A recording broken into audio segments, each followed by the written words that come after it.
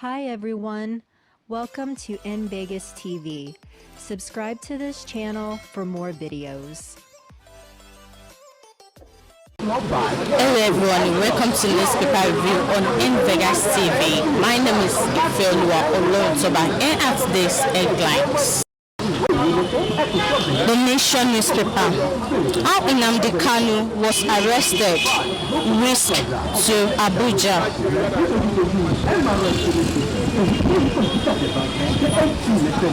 The Punch. 18 judges are court elevation. EFCC fraud case. 1,000 orders to start afresh.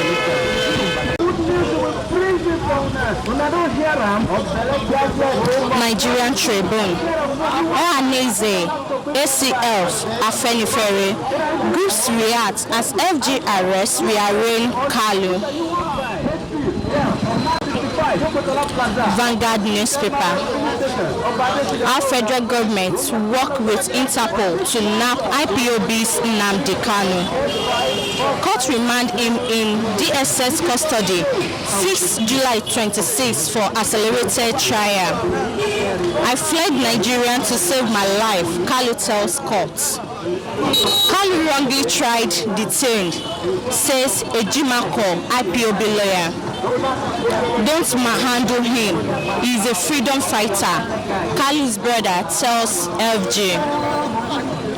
Is arrest not the end of IPOB, says IPOB. Indigo will react if anything untoward happens to him, says Mbazulaik Amuchi. Indigo will react if anything untoward happens to him, Amechi says.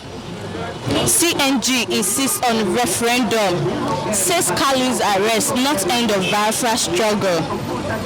Controversies over where Kalu was arrested.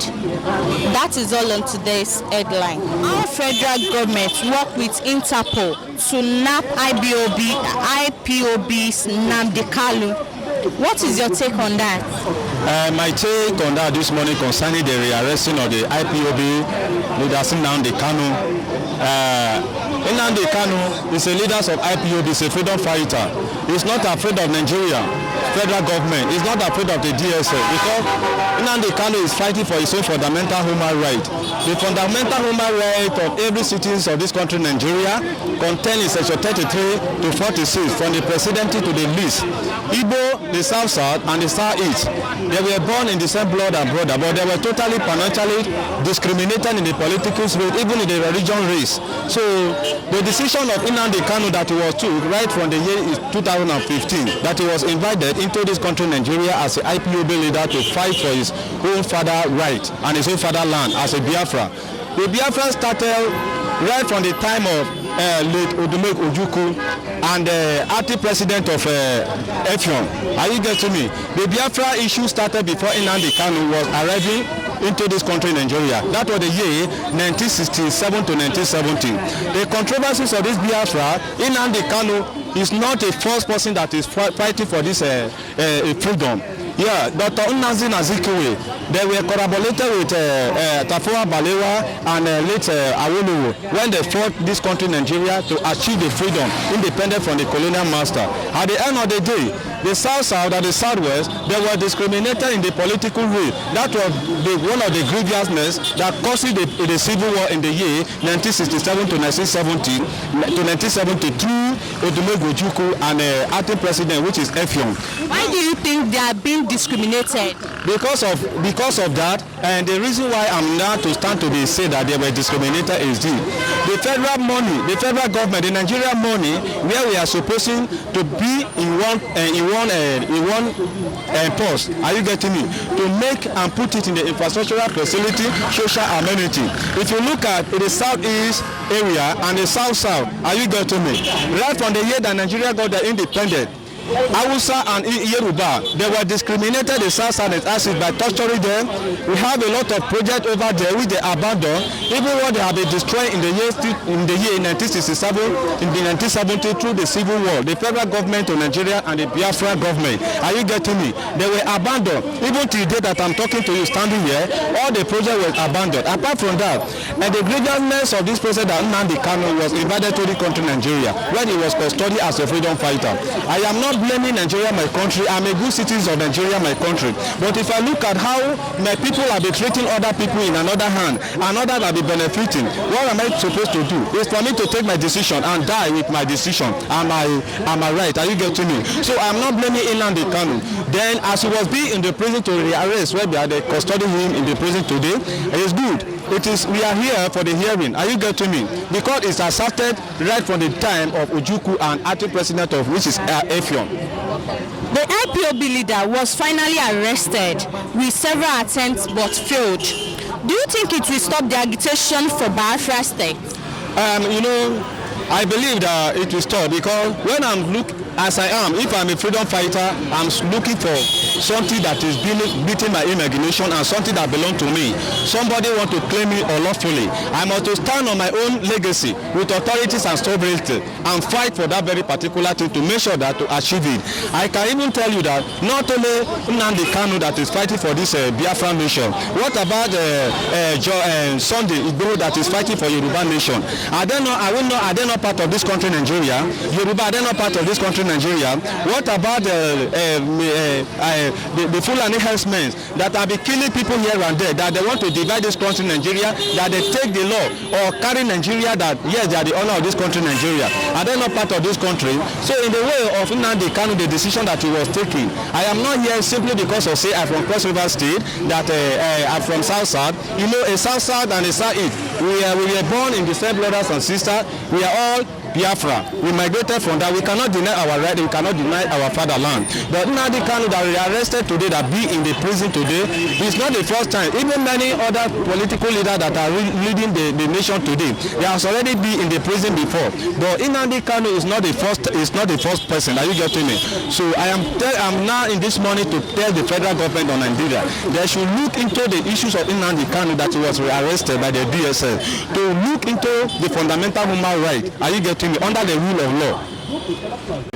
Well, you see, to be candid, what the federal government did is not bad, because Nnamdi Kanu has charges with federal government before, yes, that has not been settled. So before he flew to wherever, so some said he flew to London. Some said America or France. I don't have much information about that. But so the relationship with Italy to arrest Kanu for the proper investigation is not bad. But all I want the federal government to handle the matter within the law. The man should not be manhandled.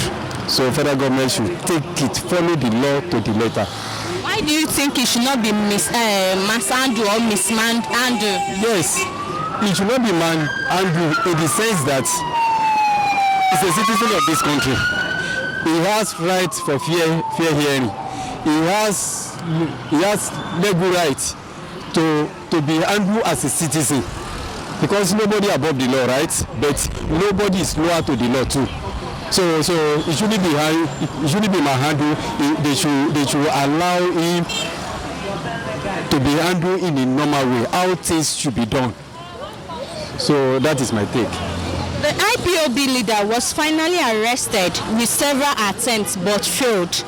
Do you think it will stop the agitation for Biafra state? It's all about two things. Yes. From the Nnamdi Kanu, it's in one segment, it's in one aspect. From the IPOB, I'm talking about from people's perspective. So the agitation is not, it may be originated from him, but the seal is not limited to him. Because people are agitating for one or two reasons that is not personal to their leader. So which everybody in this country especially to some area where the agitation is being taking place, believe that they are being shortchanged, that they are not being treating well. That is why they are agitating for their own nation, which I think is not against the law. There is law to that. It's as though there is law that supports that if you are not interested in a relationship, that relationship can be cut off. So you can cut it off. So I don't see the limitation. I don't see the end to it because they arrested Nnamdi Kanu. So if the condition that brought the agitation is not being met, I think the agitation will continue. So that is it. With the issue of Nnamdi Kanu now dealing with Igbo people, don't you think it will lead to war? No. It can't cause war. No. We should take everything to law. We should not be sentiment. We should not be regionalized. We should not we should not be sentiment in Nnamdi Kanu as a charges before, personal to him, which the Senator Irubebe, I have forgotten the name of the senator. Senator Abaribe was the witness, so was his guarantor. Then, so before flew the country, so he has charges that he must face. So it's not about Igbo; it's personal to him. So they are not naming him because he's from the southeast. No, he has personal grudges. He has personal case to answer, and he has personal question to answer from the federal government. So I feel, maybe if he has committed crime or not, that's not the main issue. What concerns me most is the future of Nigeria. Whatever maybe offense Kanu has committed is because of bad governance in Nigeria, and that's why people are still shouting for restructuring. Because now gradually the whole country is being turned to headquarters of poverty. That's where I can see it. They will say federal government has done rail line, they have done many roads.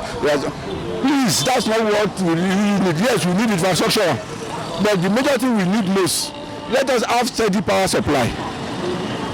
For at least, I continue to say it in many of the forums where I have been opportunity to talk. As at 1983-84, we are generating between 2,500 megawatts and 7,000 megawatts, where I did a project in that area. And now, more than 30 years after, we are still talking of between 2,500 and 7,000. As at that period, South Africa was generating 25,000 megawatts. Now, South Africa is on 60,000 megawatts. Well, tell me why they won't have development. The power will be steady. But we are still talking of managing, load shedding. From 6 to 6, this is what we have. No, the world has gone through that stage. And I still feel another thing is federal government to face the real issue. The real issue is there is poverty in the land. And this issue of influx of foreigners, even the president confirmed it when he went to US, I think about 2 years ago, they interviewed him. He said most of the herdsmen causing problem in Nigeria, they are foreign herdsmen. Where did they pass? But evident, even the president himself has shed light to it, that he is from Niger, that he only migrated to Nigeria with his parents. So that means our president is having dual citizenship, which I feel is even against the constitution itself. Then apart from that, that shows why he is favoring one tribe against the indigenous tribes. I will put it that way. The person who brought Fulani to Nigeria was Osman Dan Fodio. He came through jihad. And now, in 18th and 19th century, that maybe can be tolerated. But in the 21st century, you can't be talking of jihad. And people have gotten wiser. The herdsmen, the Fulanis use cattle rearing. We call them herdsmen, to acquire people's land. I've never seen it that I will leave Yoruba land, I will go to Igbo land, I will go to somebody's land and settle on it. And it gives me much concern that people of a real attorney general that are supposed to be a genius and who knows the law, you just come to my land and come and say that I'm going to fight. That's what all these men are doing. That's what they did at Ilorin. They give them just one street. From one street, they killed Afonja, and they started turning themselves to king. Nobody will know such history and accept what the president and the attorney general are doing. Indirectly, go and look at the ministers. Go and look at the service chiefs. You will see that truly, Obasanjo said it, truly, Buhari regime is already foreignizing Nigeria. And nobody in Yoruba land will have a proverb. This man is foreignizing Nigeria. That's the truth. Okay. The IPOB leader was finally arrested with several attempts but failed. Do you think it will stop the agitation for Biafra state? It won't stop it. That's what I'm still saying. So it's because in those days, in the old Western region, it's now that people in the West are now appreciating Awolowo's effort. There was free education. Now, how can you see anybody who's not educated in the West? But go to the North. The priority of their leaders is Almajiri. Up till now, you are still talking of Almajiri education. Whereas all these big men, the ministers, commissioners, PS, civil servants, they will never allow their children to go there. Please, for God's sake, there's the highest level of wickedness. And concerning maybe, and part of what I'm still talking about, we allow these people to come to the South to come and destroy our economy. Don't let us ourselves. The federal government and the centralized they declared war on the rest part of the country. Because when somebody comes to my farmland, destroy my farmland, they say not is the food basket of Nigeria. The food basket of Nigeria, they do use their cattle. They do feed their cattle over there. They now rear their cattle to the south. Let me tell you, you don't need to go to school before you know that there is an hidden agenda. They just come to your land and occupy it. And says all land in Nigeria belongs to us. We are born to do. This is our quick things that it can provoke somebody to misbehave. So I don't blame people like Nnamdi Kanu or people like that feels his people are being cheated. Yes, people like that will arise until we change. If you don't change, this thing will still continue repeating itself. You will see people asking for restructuring and everything. And there's nothing bad in restructuring. Let every region develop at their own pace. If up till now they are still practicing education, then that's their priority over there. Then they shouldn't blame anybody for their region being backward. That is a very welcome development, because the responsibility of any government is to protect the life and properties of the citizens. And you have an individual who has constituted a threat to the country's security and stability. The activities of the IPOB leader in the past 2 years have been so worrisome. If you look at the southeast, for instance, and some parts of the south-south, there have been increasing violence on state institutions. Courts, INEC offices, police stations have been attacked by the activities propelled by the IPOB leader in his base abroad. So it's a welcome development that somebody who is threatening the peace of the country, who is trying to destabilize the country. It's an unfortunate incident. In the past 6 years, the activities of IPOB across the country have been nothing to write home about. They have destroyed lives and properties, and no serious government will sit down and allow an individual or his group bring the country down to a room. You say you want to succeed. I don't really understand the import of him saying he wants to succeed out of Nigeria. The first president of this country is from the southeast. So the southeast, they played a foundation role in the country's independence. So when somebody now wake up and say he wants to succeed, I don't really understand. You understand? We understand that government needs to carry everybody along. We are one country. Whether you are from the north, the east, the west, or the south, the country should be united in one unified purpose of providing good governance and direction for the country's peace and prosperity. That's what Nigeria should stand for. So when an individual continues to stoke the embers of violence, secession, and trying to destroy public order and property, that individual should be brought to book.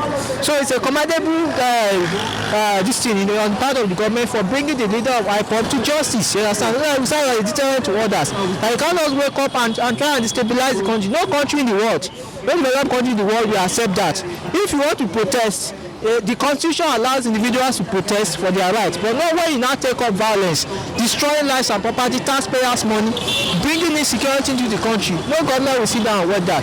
So bringing the leader of IPOB to justice is a commendable step in the right direction. I will commend the government to pursue this case to the latter and ensure that justice is brought to those who have brought in pains and crime to the state. It's a very good development and I commend the federal government for that. Thank you. Will the arrest of the IPOB leader stop the agitation for Biafra nation?